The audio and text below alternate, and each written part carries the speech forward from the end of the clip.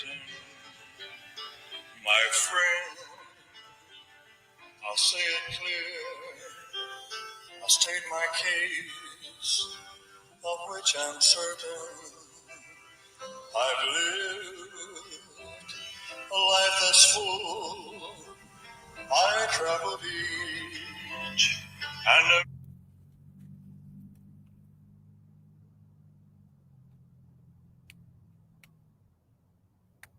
every byway, oh, and more, much more than this.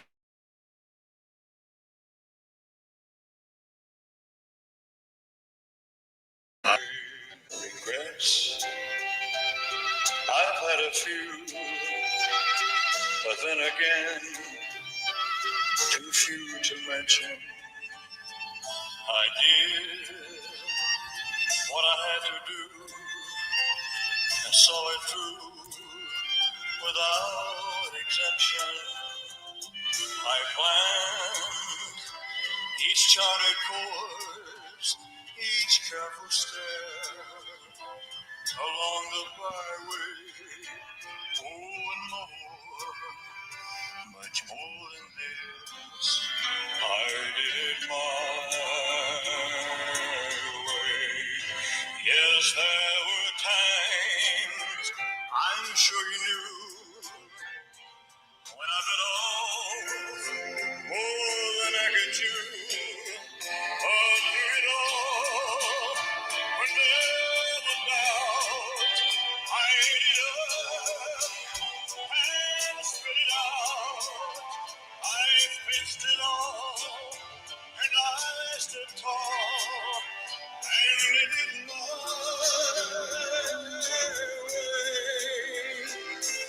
I've loved, I've laughed and cried, I've had my fill, my share of losing, and now as tears subside, I find it all so amusing to think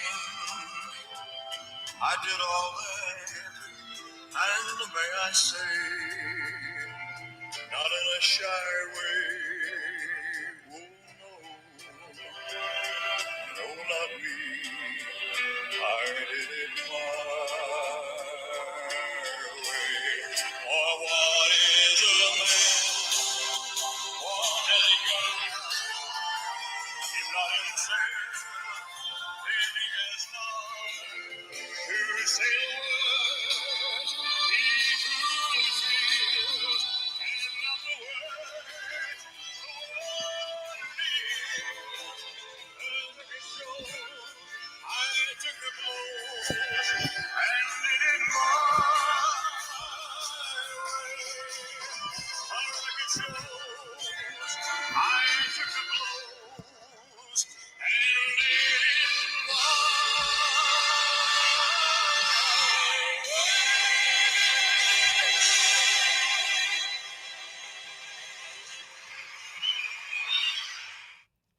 Hey guys, let's get started right off the bat because I actually don't know how long my internet thingy is going to work. And I'm hoping my microphone's working pretty good right now. Let me know if it isn't, or I guess if you can't hear me, you won't know to let me know. But feel free to comment in the comment section if you're able to hear me okay. How's that? That'll work. So, I'm sorry I'm late. We know I'm always late, right? But usually not this late. But I'm actually driving right now, and I've had a tough time with the whole internet thingy. I have a little hotspot, and between that and the microphone issues, it's taken me a few tries to get this to work, and I think it's working now. So let's go ahead and start. Between my second and third attempt to do this live chat, I saw there was a new video uploaded bashing Cindy Watts. 7. It's almost 7 years after the tragedy occurred. 7 years later, and there are still new videos bashing Cindy Watts. Like, why was Cindy Watts ever getting bashed in the first place? Cindy didn't do anything wrong. And how do they bash her? They take little snippets of the phone calls or the video calls or whatever that she had with Christopher Watts when he was in jail before he pleaded guilty. And they take them absolutely out of context, right? Just one example is this. Cindy and Ronnie were worried. She shared this with us. They were worried that Christopher Watts may have, done self-harm in the jail. And so she was encouraging him, saying things like, you matter so much to us and don't do anything to hurt yourself. And, you'll get through this and stay strong and things like that. But we've seen it for 7 years. YouTube creator after YouTube creator likes to take just little snippets of that and say, oh, wow, look at this. Her evil son, and all she can do is praise him. Cindy Watts is his mother. Moms do that. Moms worry about their kids no matter what. Moms love their kids no matter what. And let's remember something very important. Cindy Watts did not, and I highly doubt at this point that she has changed her mind. She didn't believe that her son did anything at all. In her mind, her son was pleading guilty for crimes that he did not commit. Remember his words to Cindy. Mom, I've decided to take responsibility for what happened. That's important. That's very important to remember because Cindy did not believe that her son murdered her granddaughters or murdered her daughter-in-law. So of course she's going to be saying things to him like, be strong. We're here for you. We care about you. Whatever you need, let us know. Of course. Moms do that. So when I was trying to get the live to work the first time, I titled it something like, why were we lied to? And it's something I've been thinking about lately because, when that case hit the news, we were told so many lies, right? We touched on this a little bit yesterday, too, in the live chat. We were told that Christopher Watts' wife was a nurse, a retired nurse, no less, in her early 30s. Even that, let's be real. How old was she? We were told she was highly successful. Get real. We were told that she was such a loving wife and mother. Really? Come on. She had this huge business going, this huge income going, supposedly $3,000 more per year than Christopher Watts himself, who actually went to work full time and supported the family. We were also told that he killed his entire family because he didn't want to have to pay alimony. Do you remember that one? And I remember questioning, why would he have ever had to pay alimony? If any part of the story was true that she was successful, right? And she made more money than he did, right? Then we started getting details about how poor little Bella and Cece were being treated by their mother. We started watching the videos that she herself posted online. We started noticing Bella crying and looking fearful in some cases, acting confused. We noticed that even though we were told Bella was almost 5 years old, that she acted much younger. We were told that Cece was 3 years old, and we commented that Cece did not act like a 3-year-old. There was something wrong, something going on behind closed doors. We couldn't quite put our finger on it at first, right? But then we started wondering, was Christopher Watt's wife a Munchausen mom? I mean, how many times did she say she was taking him to the doctor? How many times did she say she was taking him to the emergency room? How many times did she say, both kids are sick again? How many times did she give them medicine claiming they needed it? Do you remember that one video where she said that she had given the kids their medicine and somebody right away said, what did you give them? And she said, amoxicillin, prednisone, and lots of Tylenol. We were told that she worked at the hospital, which I don't believe.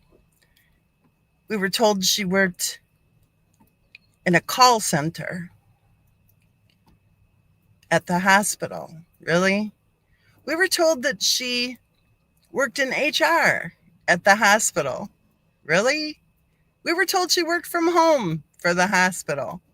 Really?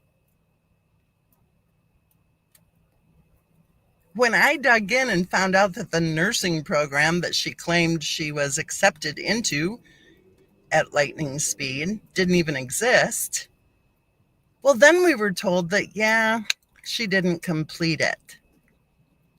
Well, I dare say she never started it, and I dare say she was never accepted into any nursing program.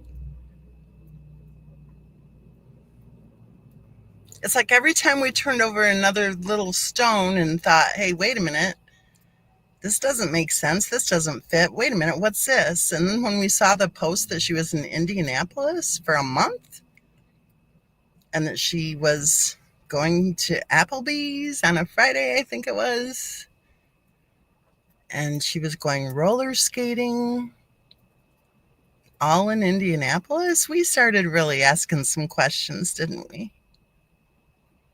And then pretty soon, a lot of those details were scrubbed from her posts online.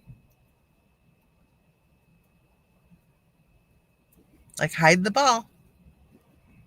Over here. Nope, over there. Don't look here. Look over there. We found so many discrepancies in the stories that we were being told that it became kind of like a cat and mouse exercise, really, right? I mean, even just saying the words Munchausen by proxy opened up the doors of hell, let me tell you. I guess we weren't supposed to notice that she was medicating two poor little children way above and beyond what anybody should ever be giving their children. How can it be that two little children both needed nebulizer treatments at the same time? How can it be they needed surgery at the same time? How can it be they both had pneumonia at the same time? How can it be they both needed an emergency room at the same time? So we asked the obvious. Was Christopher Watt's wife a Munchausen mom? And if so, of course, then we dug in even deeper. Because Munchausen by proxy is very, very dangerous. Munchausen moms are very, very dangerous. Then we were able to speak directly with Cindy Watts. And we learned that our suspicions were not baseless at all. Cindy confirmed that she witnessed herself, her daughter-in-law, giving Bella and Cece Tylenol and Benadryl every night at 6, let me think, what was it? No, not 6 o'clock, at 6:30 p.m. every evening. And then she would stick them in their bedrooms and expect them to stay behind locked bedroom doors for the next 12 hours straight. We saw the photos of poor Cece in her crib and poor Bella before that in her crib. Remember the photo with, I think it was Bella, I'm pretty sure it was Bella when she was a small baby and how red her feet were? Remember how many photos we saw with the girls having pillows or blankets over their faces, supposedly sleeping that way?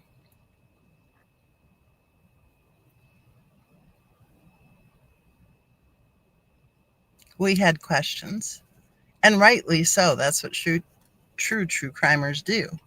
We ask questions, we wonder, we discuss. And the answers we were getting were pretty much bullshit. That whole nurse routine, man, was that ever a telltale sign that this case was going to be a doozy? Through the years, we have seen over and over again where no matter what evidence we saw with our own eyes, we were expected to believe that Christopher Watt's wife was a saint and that he was the devil himself.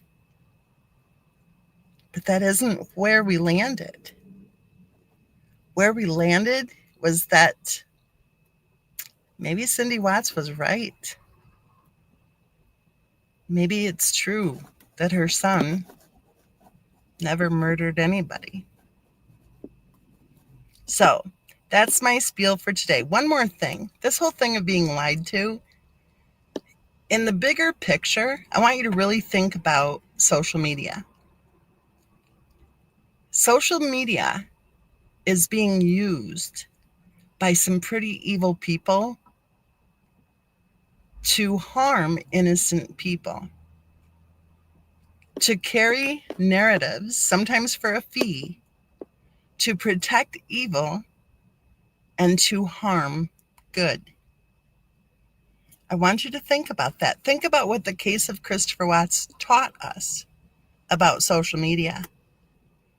We learned that there were people who would actually charge money, not much even, just enough for them to get their fix for the day. They would charge money to attack people, total strangers. They'd be hired to attack people. They'd be hired to try to shut people down. They'd be hired to lie, to commit slander, to commit defamation. They'd be hired to make harassing phone calls to innocent people. Some of them weren't even hired. They just went along with the pack, calling family members, calling employers, trying to, get people to lose their jobs. That's social media. Social media could be a useful tool for humanity. But sadly, in my opinion, I think it's turned into a very evil weapon against good people.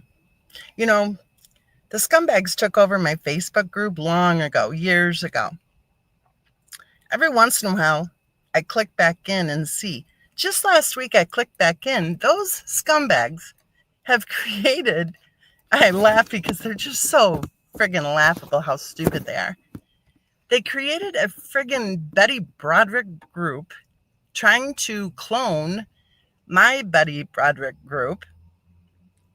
And they have my picture, of course, and then they have my name as Betty Broderick. Come on. And that's been recent. That's been like in the last few months that they did that. It's been almost 7 years since they took part in attacking innocent people who were discussing the case of Christopher Watts.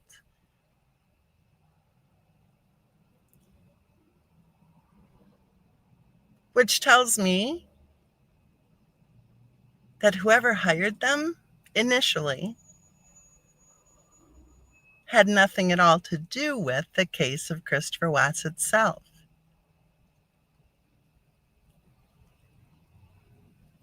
You know, we've all heard about the companies that will use social media to try to take out their rival, their competitors. Or we've heard about the companies who will have their employees post really good things about their own company, trying to go higher up, in the good ratings, right? This is happening, you guys. This is happening, and it's been happening for years. Social media has turned into being nothing but a platform of lies. Depending on how many little, what do you call them? I'll just call them scumbags. How many scumbags they can get to take part, to join in, to play their little dirty games. Now, let's head right back to the case of Christopher Watts. We saw it happening. We saw people who didn't even know how to spell Christopher Watts' wife's name, claiming how she was a saint. They didn't know the case at all. They didn't know. Remember when people, weirdos, would hop up on our panel and I'd say, hey, when was Bella born? Or how old was Cece? They didn't have a clue. They didn't know the case. They were just hired to harass us. And they were hired to post BS, following along with the false narrative, that Christopher Watts' wife was a retired nurse, for example. So all of it ties into why were we lied to? Well, it isn't just the case of Christopher Watts that we're being lied to about. Social media is no longer able to be a useful tool, a healthy, useful tool where people can connect and people can promote their work and their businesses, where people can share their feelings and thoughts. It isn't safe to do so on social media. If you haven't been attacked yet on social media, you just wait. Because your information, your photos, any posts that you've made are probably already in somebody's, what is it they called it? Dossier. They probably already have a file. They probably already have cloned your account. And possibly they've cloned it 6, 8, or 10 times already, or even more. So all of that to say, be very careful on social media. Be very careful. And do not think for a second that if a bunch of people rush into a live chat and all say the same thing, Christopher Watts' wife was a nurse. Don't let the numbers of posts or messages or comments that you see sway you into believing, well, gee golly, it must be true. So that's our live chat for today. And I do have to get back on the road. So I'm glad you guys came. We'll do this again soon. Until we see each other again, remember the drill. Be safe, be happy, be healthy. Don't forget to take your vitamin D. Eat mint chocolate chip ice cream. It's healthy. Call it magnesium. If it's dark chocolate. Eat salmon. And always remember, you guys, always remember that you are loved. See you soon.